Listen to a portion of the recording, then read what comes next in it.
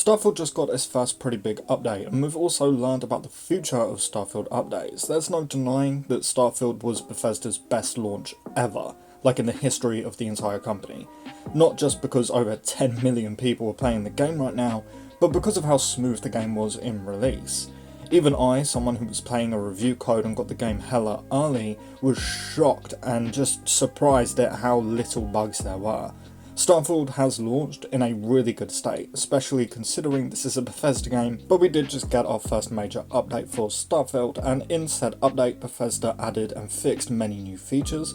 They fixed an issue that could cause some characters and NPCs not to be in their proper location. I personally haven't ever had this issue, but it's great that it's fixed. Star stations will no longer be sometimes accidentally labelled as player-owned ships. This is great, this is a bug that I did get a ton of, and it really confused me for my first couple of hours in game, until I realised, oh, that's not a feature, it's actually just a bug. And they've also fixed the vendor's full inventory glitch, which honestly sucks.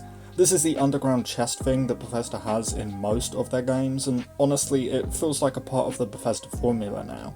You could do this in Skyrim and even Fallout 4, it just took ages in Fallout 4, and I was actually very happy to learn that we could do this in Starfield 2, so it just kinda sucks that they patched it out, but I get it, oh well. For PCs, they fixed an issue that caused star lens flares to not appear correctly.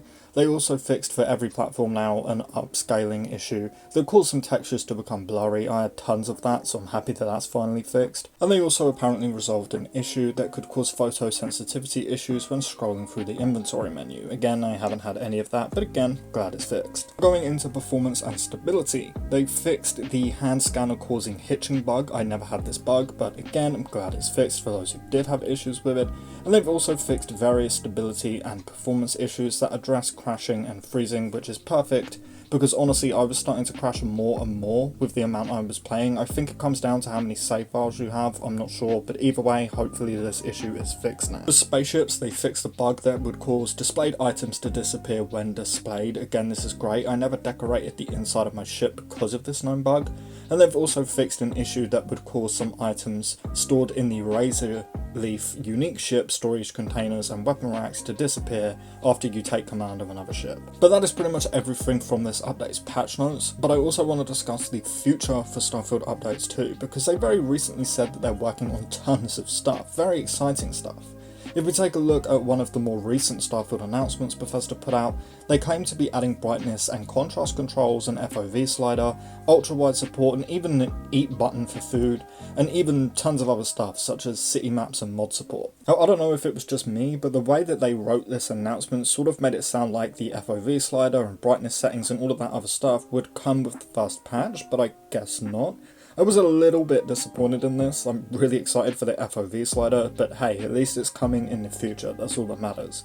Probably around this time in October, if you ask me, but it's really awesome how quickly we're just getting all of these fixes out. You know, I just think back to Fallout 4, where still to this day there are some major game-breaking bugs that never got addressed, and it's great to see that Bethesda is seemingly putting in some extra effort to ensure that this doesn't happen for Starfield. For those of you who don't know, Bethesda's last big Fallout 4 update introduced some major crashing issues that just makes most of the game unplayable. Like in most areas you just can't play the game because you'll crash. This is the most frequent on consoles, but also happens on weaker PCs. I have an absolutely dong-water PC, so this has always been an issue for me, and again it just seems like Bethesda aren't going to let that happen with Starfield, which is very exciting. A lot of people are actually already asking about DLCs now, specifically the Shattered Space DLC, which we know is the DLC that's coming first, and honestly all I want to say about that is the game has barely been out for a month yet. We're going to be waiting for a whole long while until any DLC news, guys, so just try and relax a bit. There's plenty of content in base game for us to still explore. There is no way that anyone has seen everything in this game yet.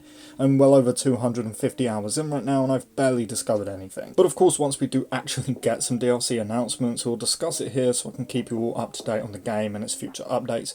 So consider subscribing if you want to stay up to date on all of that. Also, please hit the video with a like if you enjoyed it, it really helps out. But we are going to wrap up here, so as always, a huge massive thank you to our channel members.